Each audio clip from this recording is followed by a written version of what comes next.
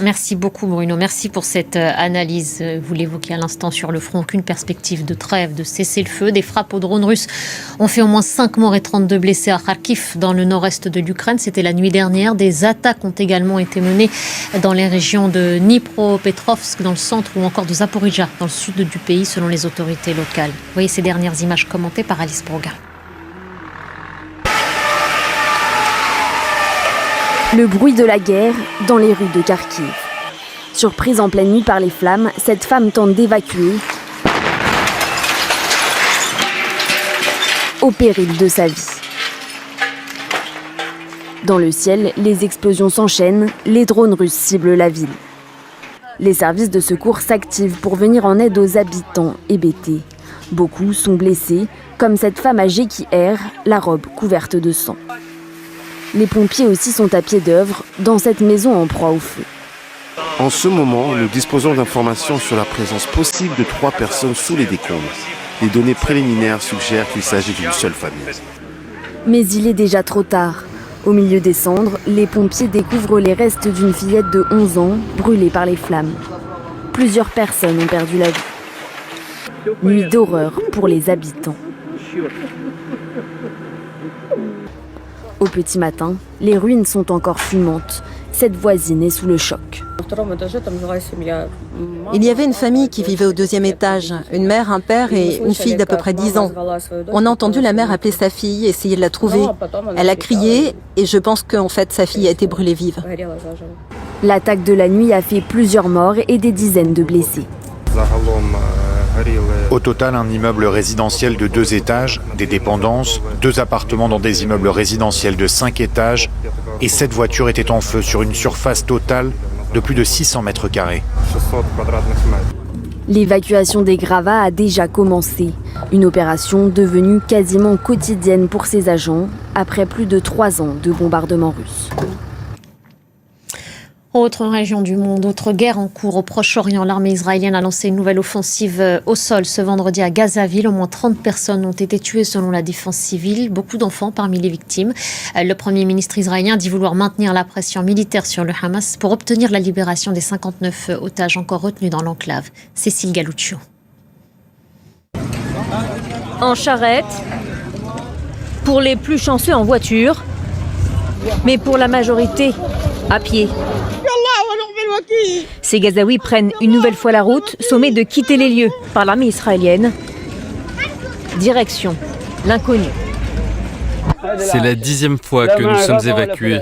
Nous n'avons pas de couverture ni de drap. Nous ne pouvons pas marcher. Ma femme et moi avons marché pendant 3 heures pour parcourir 1 kilomètre. Vous allez où là ? Je vais chercher un abri. Je cherche un abri toutes les heures maintenant, non plus tous les jours. Jusqu'à quand cette situation va-t-elle durer ? Trouvez-nous une solution, que le Hamas leur donne les otages et que le Hamas quitte Gaza. Cela suffit, nous voulons vivre. Selon l'ONU, 64% de l'enclave sont soumis à des ordres de déplacement forcés. 64%, c'est autant de territoires qui ne sont plus accessibles aux Gazaouis. Après avoir rompu le 18 mars dernier une trêve, l'armée israélienne étend ses opérations militaires et morcelle la bande de Gaza en 3 pour isoler les plus importants centres urbains. Gazaville au nord, Khan Younes vers le centre et Rafah dans le sud. Depuis la reprise des combats dans la bande de Gaza, nous avons frappé plus de 600 cibles terroristes et éliminé plus de 250 terroristes, dont 12 hauts responsables du Hamas. Nous ne nous reposerons pas tant que nous n'aurons pas ramené les 59 otages, ceux qui sont vivants et ceux qui sont décédés. Parmi les cibles, une école qui abritait des déplacés dans le nord-est de la ville de Gaza. Une trentaine de personnes sont mortes. L'armée israélienne dit avoir frappé un poste de commandement du Hamas. Des frappes aussi à Khan Younes qui se sont intensifiées. Autant que les hostilités, la crise humanitaire s'annonce meurtrière. Israël bloque l'entrée de l'aide à Gaza depuis plus d'1 mois, dans un territoire qui en dépend totalement.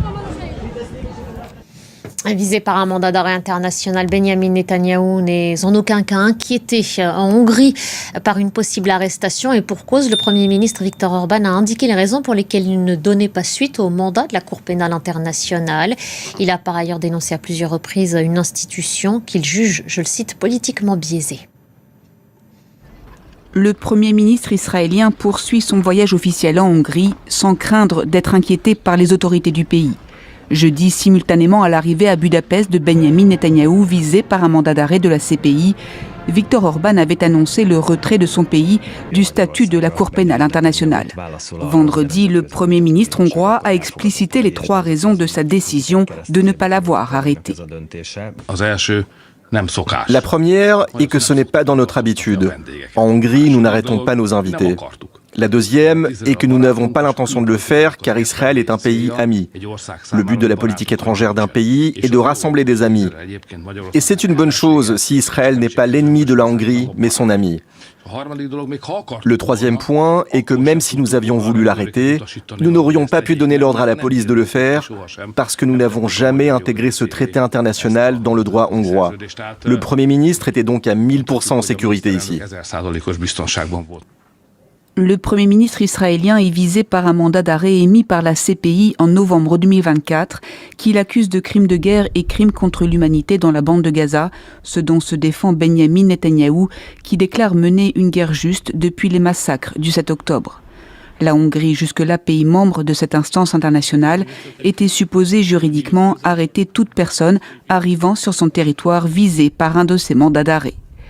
Benyamin Netanyahou ne sera pas inquiété non plus s'il se rend aux États-Unis, qui, comme Israël, n'est pas membre de la CPI. À bord de l'avion présidentiel vendredi, Donald Trump a indiqué qu'il envisageait de recevoir très prochainement le Premier ministre israélien, peut-être la semaine prochaine. La portée de ce déplacement en Hongrie est surtout symbolique. C'est le 2e voyage officiel hors d'Israël de Benyamin Netanyahou depuis novembre 2024. Lui a définitivement été chassé du pouvoir. La Cour constitutionnelle en Corée du Sud a confirmé à l'unanimité la destitution du président Yoon Suk-yeol. L'instance a estimé que ses actions avaient violé les principes fondamentaux de l'état de droit et de la gouvernance démocratique. La correspondance de Chloé Borgnon depuis Séoul. Oui, tout à fait. Alors, le verdict a été lu, la décision a été lue pendant une vingtaine de minutes par le président par intérim de la Cour constitutionnelle. Et dans celle-ci, il a expliqué effectivement que les 5 chefs d'accusation qui étaient portés contre le président Yoon Suk-yeol et qui avaient amené à cette motion de destitution votée par les parlementaires le 14 décembre dernier, étaient reconnus par la Cour constitutionnelle comme étant suffisamment graves pour justifier de la destitution du président. Et effectivement, il a parlé de trahison de la confiance du peuple, d'un acte de violation grave de la loi et de la Constitution également. Il a aussi indiqué que, selon eux, les juges de la Cour constitutionnelle, Yoon Suk-yeol avait en fait instauré la loi martiale en violation de la loi et de la Constitution. Il est donc à l'unanimité des 8 juges jugés comme devant quitter le pouvoir. Il a été destitué immédiatement. Alors, les premières réactions, forcément, ça a été du côté des partisans de la destitution, beaucoup de joie. Certaines personnes sur place également ont fait part de leur soulagement. Il y a eu quelques pleurs de soulagement, des gens qui nous ont expliqué que ça faisait 4 mois qu'ils étaient tous les samedis, tous les week-ends à manifester. Du côté des soutiens de Yoon Suk-yeol, à l'inverse, ça a été plutôt de la colère, de l'incompréhension. Mais les manifestations qui avaient lieu un peu partout à Séoul aujourd'hui se sont finalement terminées assez rapidement des deux côtés. Reste avec nous pour la suite d'Autour du monde.